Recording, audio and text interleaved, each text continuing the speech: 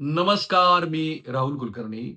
देशी असो आपलं, की विदेशी, भारताबाहेरचं. हे मन मूळतः क्रूर आहे. अगदी साध्या-साध्या कारणावरून लोकं ज्या पद्धतीनं वागतात ना, तेव्हा असं वाटायला लागतं, की अरे हे हे इतक्या थराला माणसाचं मन जाऊ शकतं. पण आता जो गोवा हादरलाय आणि आपल्या सगळ्यांना माहिती असलेला आपल्या हिंदू धर्मातला सगळ्यात महत्त्वाचा शब्द मोक्ष, तो शब्द ह्या गुन्ह्याशी निगडीत असल्यामुळं भलेही आत्तापर्यंत ज्यांची नावं समोर आलीत आणि ज्यांनी ही कृती केली आहे, ते सगळे रशियन असले, तरी पुढं त्याच्यामध्ये काही भारतीय महिलांचा समावेश होण्याची दाट शक्यता असल्यामुळं, मी ह्या गोव्याच्या प्रकरणाची महाराष्ट्राला ओळख करून देतोय. फार इंटरेस्टिंग प्रकरण आहे आणि तेवढंच आपल्याला हादरवणार आहे. गोवा हे कशासाठी आता नोंद होतं आहे.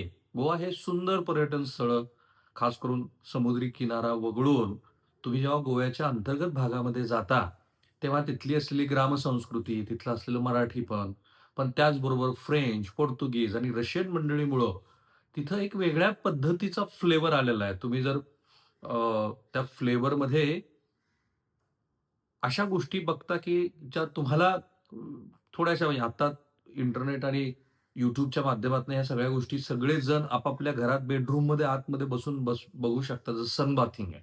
पण ते तेव्हा फार अप्रूप होतं लोकांना. तर अशा ह्या गोव्यात लोक पर्यटक म्हणून जातात आणि मग तिथल्या बिअरचा आस्वाद वगैरे घेतात. तिथपर्यंत पण ठीक आहे. हल्ली गोव्याचं जे रूप बदलतंय, मी जर तुम्हाला असं म्हणालो, की त्या बदललेल्या रूपामध्ये आजची ही बातमी अवघ्या गोव्यालाच नाही, तर इथून तिकडे जाणाऱ्या देशभरातल्या नागरिकांसाठी तशी हादरवणारी आहे. 1 नाही, 2 नाही, तर 15 महिलांना ह्या एका गुन्हेगारानं मोक्ष दिलाय.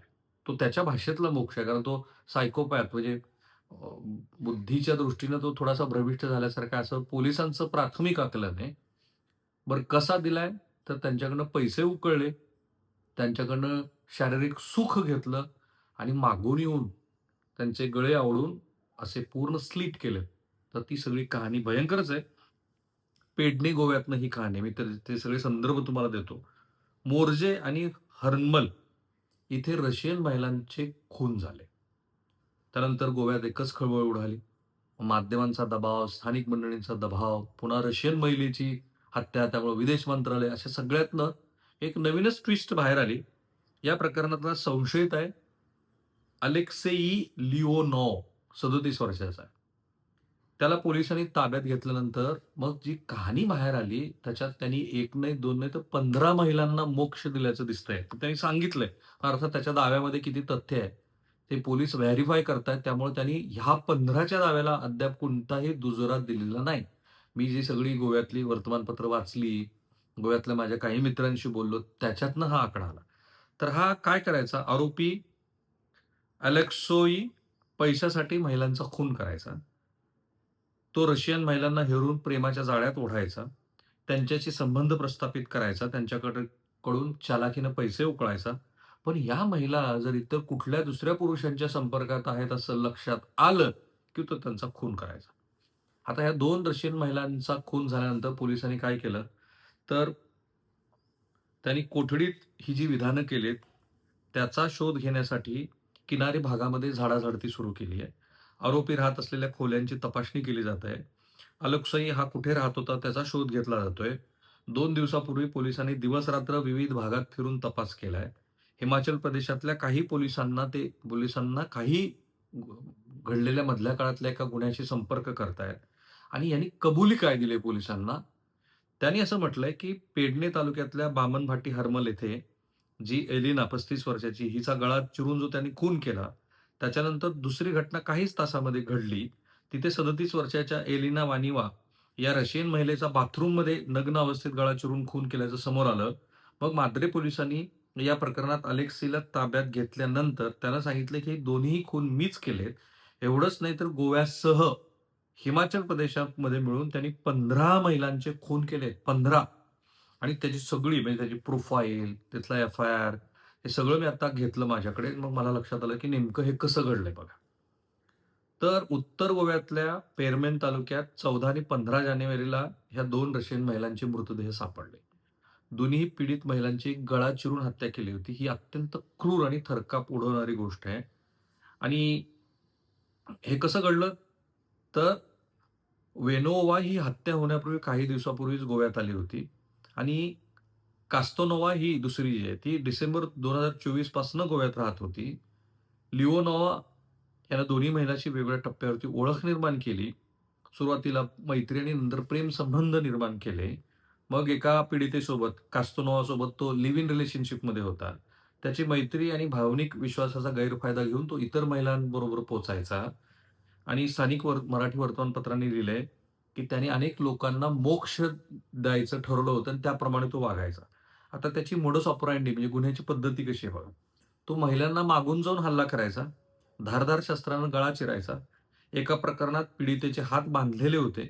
त्यामुळं हा गुन्हा त्यानं नियोजनपूर्वक केला असं दिसतंय. दोन्ही हत्यामध्ये सारखीच पद्धत आढळून आली आहे.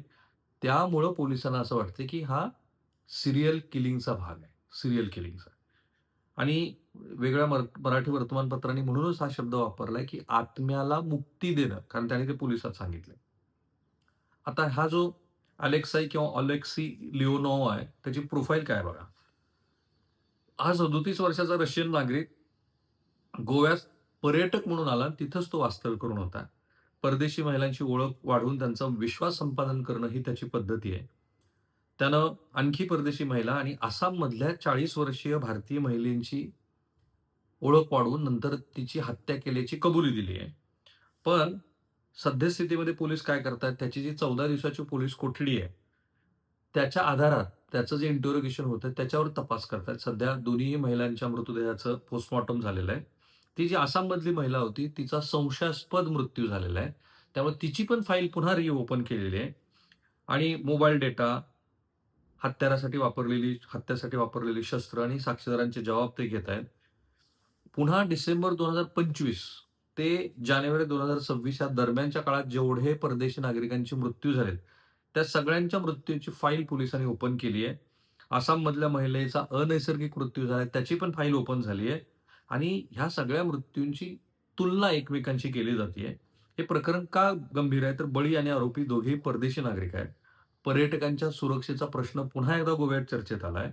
गुन्ह्याची पद्धत सीरियल किलरकडे निर्देश करते. इतर अनसुलझा ज्या कुठल्याही प्रकरणाची आणखी ओपन नाही झालेली.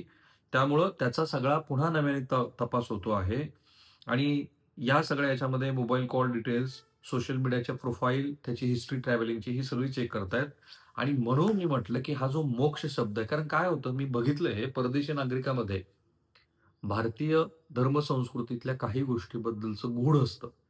हे मी मधल्या काळामध्ये अ, उत्तर भारतामध्ये फिरत होतो, तेव्हा मला काही गुहेमध्ये फ्रेंच नागरिक शांतपणे मेडिटेशन वगैरे करताना दिसले आणि त्याच्यात काही वावगं नाही मेडिटेशन वगैरे करणं. पण किती वर्ष 17 वर्ष, 18 वर्ष, 20 वर्ष ते एकाच ठिकाणी, एकाच गुहेमध्ये शांतपणे बसलेले होते. आणि त्यांचं वागणं सुद्धा खूप तिथं विक्षिप्त होतं. तो विक्षिप्तपणा तुम्ही जर पर्यटक म्हणून गेला असाल भारतभरामध्ये फिरायला, तर तुम्हाला तो आजूबाजूला जाणवला असेल, की त्या नागरिकातल्या काही लोकांमध्ये. आणि म्हणून अशी ही गुन्ह्याची पद्धती ही चर्चेत येते, जशी ती आत्ता चर्चेत आली आहे.